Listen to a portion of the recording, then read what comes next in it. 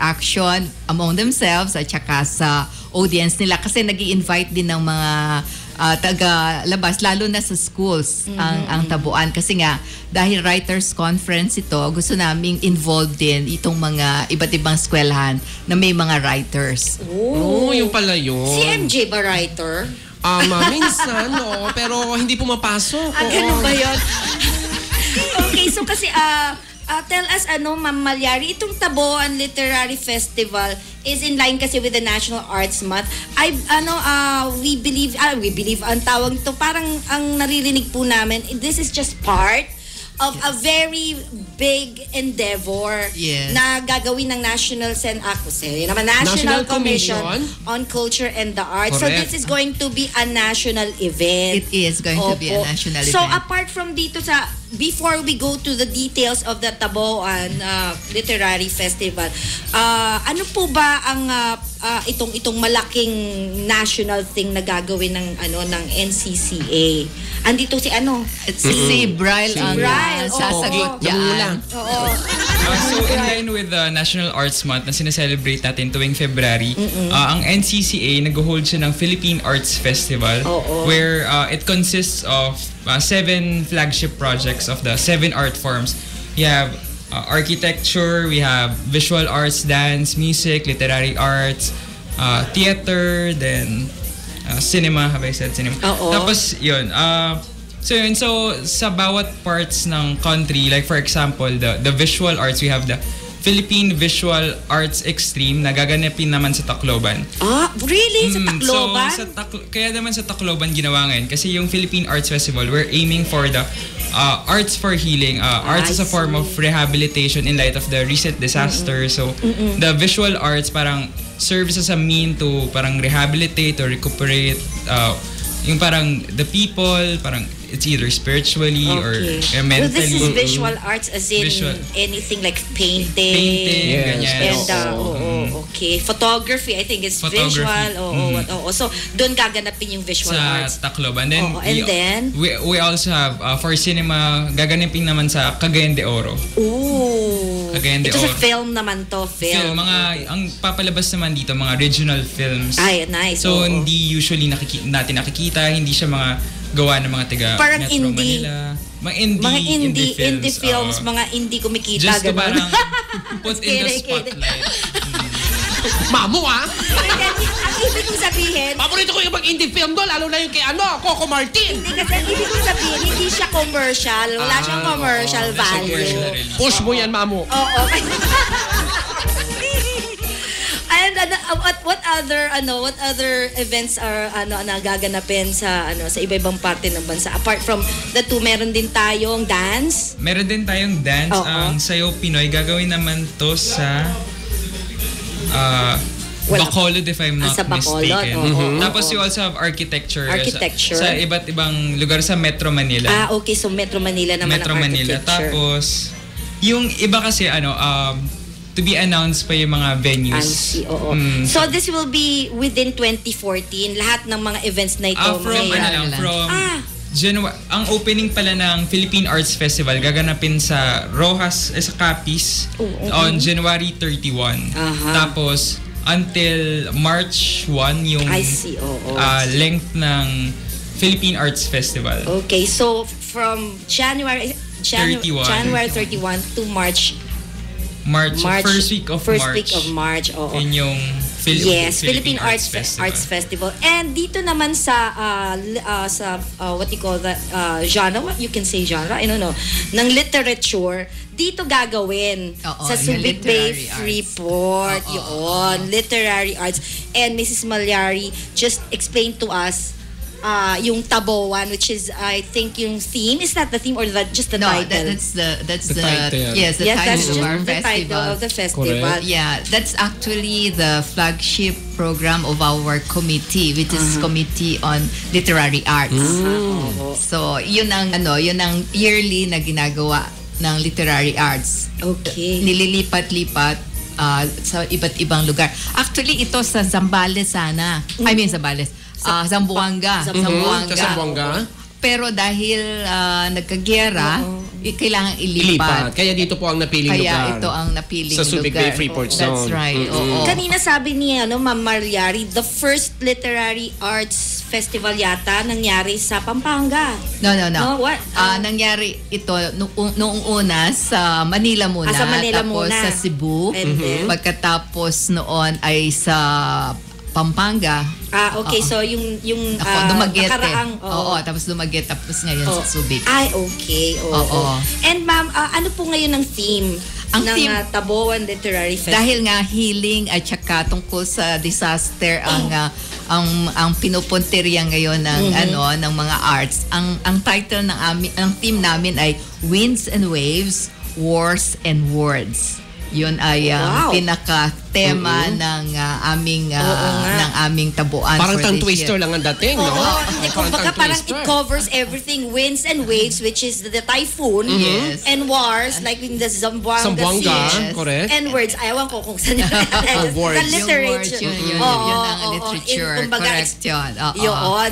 So, ma'am, tell us kung ano yung parang, is this gonna be participated in by probably ang tawag yung mga well-known writers Yes. and mga budding writers, they can join. Yes. Opo. Actually, lahat ng mga regions represented sa tabuan. No? So from north to south, merong mga writers na magre-represent sa regions nila.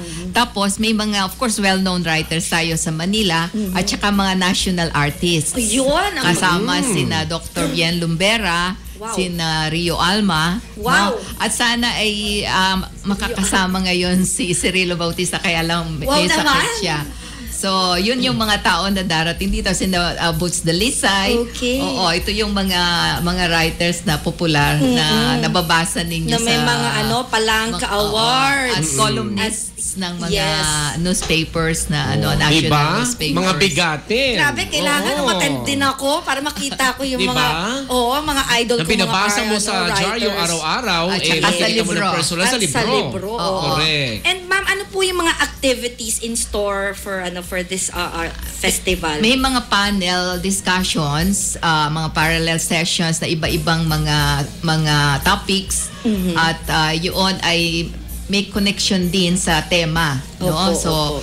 may mga topics na pwedeng puntahan kahit ng mga writers sa iba't ibang lugar, kahit dito mismo sa Subic. So yung mga panel discussions doon nga nag-i-interact, kaya nga tabuan, no? Okay. Tapos hindi lang 'yon, magkakaroon din kami ng gusto ko rin pasalamatan nga pala ngayon yung inyong tourism office kasi Yes. meron kaming parang eco tour na ini-sponsor ng inyong tourism office. Tapos pupunta rin kami sa cultural center ninyo na yung San Miguel, Casa San Miguel. Casa San Miguel. Oo. Kasi pagka nagkaroon ng tabuan sa isang lugar, usually pinopromote yung culture ng lugar na yon. Yes, oo. So ito yung pagkakataon na i-showcase kung ano ba ang nakikita dito sa Zambales. Zambales, oo. Siyempre ang nakikita dito yung magandang yung natural Yes. ninyo, no? Beauty, kaya nga yun. Yung kanayunan, yung dagat, Correct, yung bundok. dagat. Oo. Yan. Yung laman ng coffee table book. Laman ng coffee table book. Oo. Tsaka yung probably yung mga tourist attractions din dito. That's right, At that's sa right. buong Zambales. Buong Zambales. Yes, oo. oo. Dahil ang Zambales, di ba, well known for like yung mangga. Mangga. Diba? Yan. Oo, Mangga. tama. Tapos in addition, meron din kaming mga tabuan satellites. Ibig sabihin nun, yung iba't ibang regions, meron din silang parang celebration ng word, no? So, merong satellites sa Cebu, merong satellites sa Zamboanga, merong satellites sa Ilocos. Ito yung mga maliliit na tabuan, kumbaga. I see. Kaya parang yung celebration buong country, Pilipinas. buong Pilipinas. Pero ang pinaka-sentro talaga Ang pinaka-mother tabuan ay Ayun. dito. Ay, galing. Sa Subic Bay. Subic Opo. Bay ang pinaka-sentro. Opo. Ma'am, meron lang akong isang parang what you call that? Hindi naman parang this is new kasi dito. Kumbaga parang it's the first time na ang Subic Bay Freeport ay nag-host ng isang literary arts festival. So sir, ma'am, ano po ba ang relevance ng pagganap ng ganitong klaseng festival dito sa Zambales? At ano magiging impluwensya nito sa mga writers mga natin na kabataan. nandito, mga kabataan. Mga kabataan. Oo. Palagi naming ini-encourage sa bawat lugar yung pagpapahalaga sa pagsusulat. Kasi nga yun ay isang klase ng art na na dapat talagang i-develop ng bawat community kasi nagsasalamin yon sa character ng community ng mga tao doon kasi lalo na ang literature nagmi-mirror ng buhay talaga yan. So lalo dito sa Zambales, nabalitaan ko lang na wala pang mga writers group na formally na nakaano yes, yung parang creative writers, yung mga literary writers, mostly mga journalists. Yung literary writers. Pero meron kayong mga palangka winners. Kaya importante na i-organize itong mga writers na to. So gusto namin silang i-encourage na mag-attend sa tabuan para kung ano man yung needs nila, pwede naming ma-address siguro. Meron na ba kayong mga na-identify na mga writers ng Zambales na i-invite ninyo? Meron naman, nalimutan ko lang yung mga pangalan. Yes, pero isa doon ay naging estudyante ko na nagsulat doon sa book na nilabas namin nung estudyante pa siya sa UP, si Jay Mendoza. Kasama siya doon. Tapos yung si Daryl, yung playwright ninyo, magpapalabas siya sa second day ng kanyang play. Ano siya, Palangka Award winner din. Mayroon siyang play na i-stage na. Kasi ma'am, parang hindi yata natin alam, although mga nandito tayo sa Zambales, hindi natin alam na may mga magagaling talaga tayong mga literary writers dito sa ating lugar. Kailangan lang i-guide, turuan para mas lalong gumaling. Yes, oo. At ang tawag nito, yung what do you call that?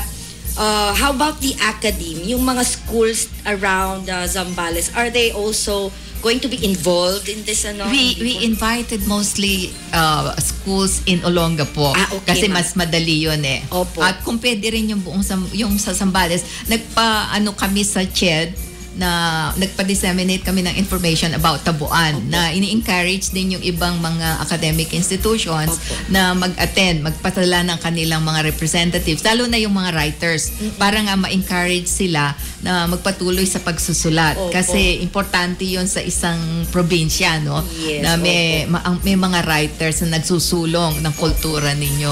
Opo. Wow, alam nyo ma'am, ang ganda-ganda po nitong mangyayaring Literary Arts Festival kasi I myself, alam nyo naman po ma'am, right, although hindi naman ako ang tawag nito, I write, pero as a journalist ma'am.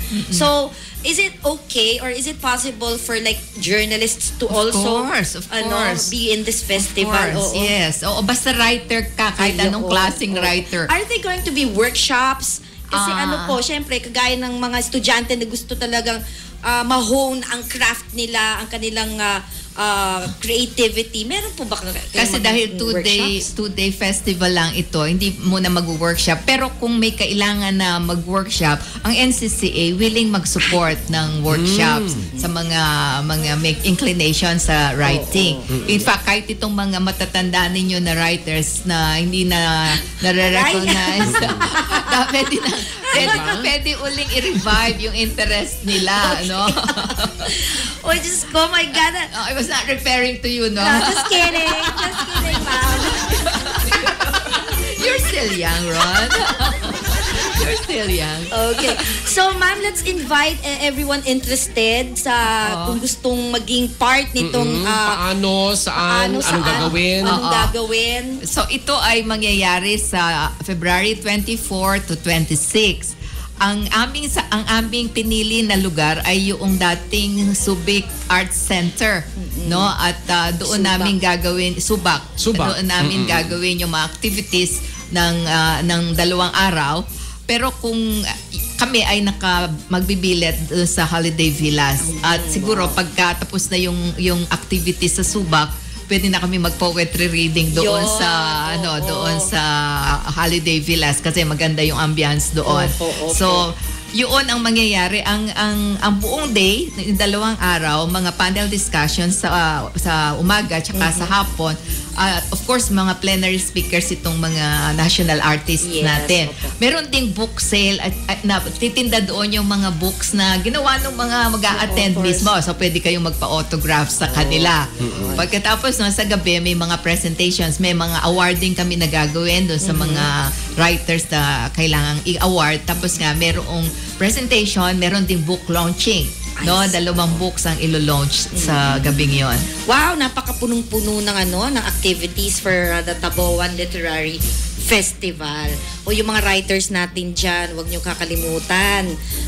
Again, this is on February 24 sa ang tawag doon temporarily, hindi pa naman sure, pero it's gonna be at the Subak. Okay. And ma'am, if they have any questions yung mga listeners natin, saan po sila pa pwedeng tumawag, mag-text or mag-email? Pwede na ako siguro ibibigay ko na yung email address ko at saka yung aking telephone number. Although nalimutan ko kasi dapat doon sa aking 2 staff mag-email. Kaya lang pwede ko na ibigay yung akin. So pwede yung aking email address ay jcmalyari15 Tapos yung aking number 0928-502-9784. Yun, jcmalyari15@yahoo.com. Memorize na agad. Naman pa naman ay suman. Ma'am, thank you so much for gracing us your presence. So at nakausap uli namin kayo, lalo na ako. Correct. Miss ko na to Oo nga po. And si Bryle, invite mo rin ang ating mga listeners. Baka may mga i-add ka pa. Go ahead. So, inaanyayahan namin kayo sa pagdiriwang ng Philippine Arts Festival na magsisimula ngayong January 31 sa Rojas Capiz. At sana suportahan nyo ang aming mga events sa Philippine Arts Festival na bibigyan na lang namin kayo ng mga information either through Facebook or sa mga NCCA website. We'll just keep you posted sa mga events namin. Sana makadalo kayo. May nakalimutan akong itanong kay Brian. Ano yun? Music Festival. Tama ba? Saan ba gagawin yun? Yes, yung Taal Tunugan. Ayun, mo? Meron akong isang art form na nakalimutan.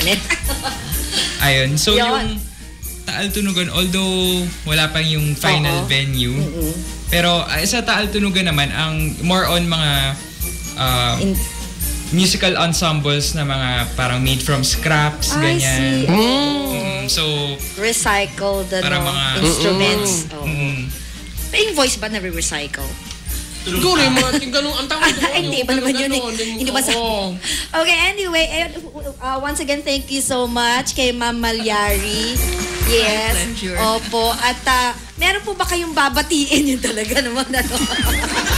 Baka gusto mo mga batiin, ma. Yung mga kaibigan kayo dito. Ayan, mga nasa labas. Oo nga pala yung mga taga-PIA nandito. Correct. Oo. PIA Zambales.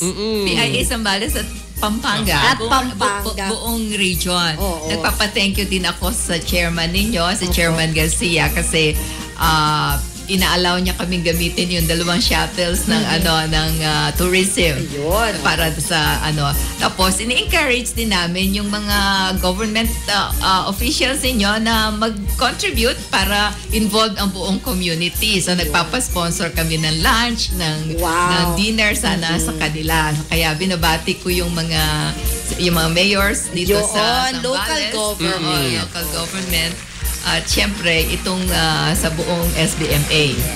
Okay, once again, thank you so much, Ma'am Juliet Malyari. She is the Festival Director of the 2014 Taboan Literary Festival. Correct. Maraming salamat, ma'am, sa pagdalaw sa aming program at the same time sa aming radio station, 89.5 FM. Thank you, kay Bryle. Okay, thank you very much. At eto na muna tayo. Diretso na napakahabang kwentuhan ng ating ginawa kanina. Here's Bolang Cristal Abra featuring Casey Clandingan.